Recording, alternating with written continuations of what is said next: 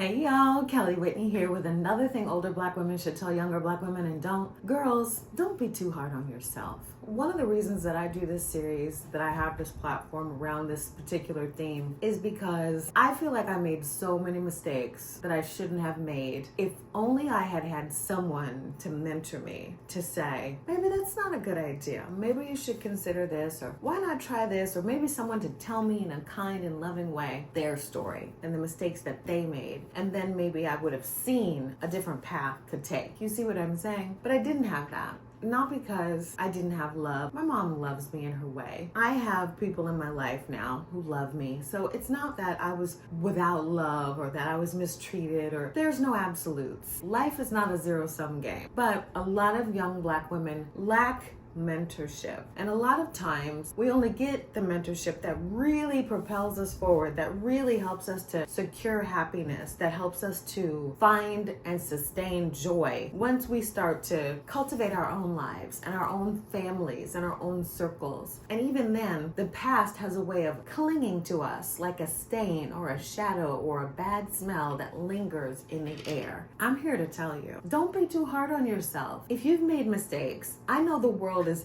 eager, willing to point out every wrong thing that you've done, and to not only say you did this, but to point at you with a crooked finger and say you deserve whatever happened, or it's all your fault. Maybe it is your fault, but accountability isn't a death sentence. Accountability is something you should embrace with both hands, because it means that you have some control over your life. Don't be too hard on yourself, because as long as you keep your health, you can fix whatever it is. You can forgive whatever it is, and you can move on. Sometimes that could be a bad relationship. Sometimes it could be a job that you stayed in too long when you should have moved on or looked for something else, but you didn't. You let fear keep you stuck in one space. Sometimes it could be the friend or even the friend group that you held on to out of fear that you wouldn't find anyone else to be with, to keep you company, and that you might be alone. And so you stayed rather than moving out on faith and believing that the good Lord was going to provide for you, or that you had the wherewithal to provide for yourself. Whatever it is that might be weighing on you, don't be too hard on yourself, because as long as you keep your health, you can fix whatever it is. It may not happen right away. It may not happen easily. You may have dug yourself such a hole, you need a ladder and a crane to get you out of it. But as long as you want to fix whatever it is and you got your health, you can do it. Not only should you not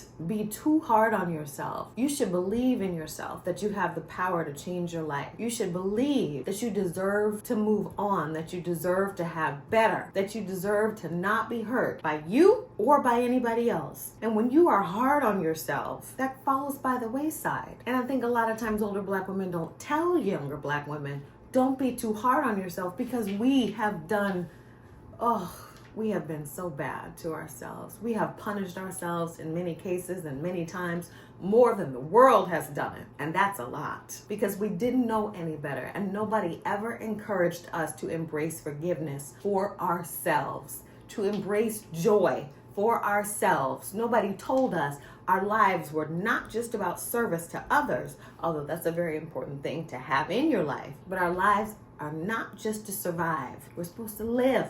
So don't be too hard on yourself. Maintain your health. There's nothing too good for you to do with regard to yourself and ensuring that you can live well, whether that's financial sacrifices that you want to make for the greater good, strategic career moves that you want to make long-term versus short-term, whatever it is. Listen to that still small voice. Listen to your gut, to your intuition. Quiet the noise around you, and you will figure out what it is that you need to do. Because once you stop being hard on yourself, once you stop beating yourself up, once you forgive yourself for whatever it is that you may have done wrong or whatever mistakes you may have made, a door opens. And then all you need to do is walk through it.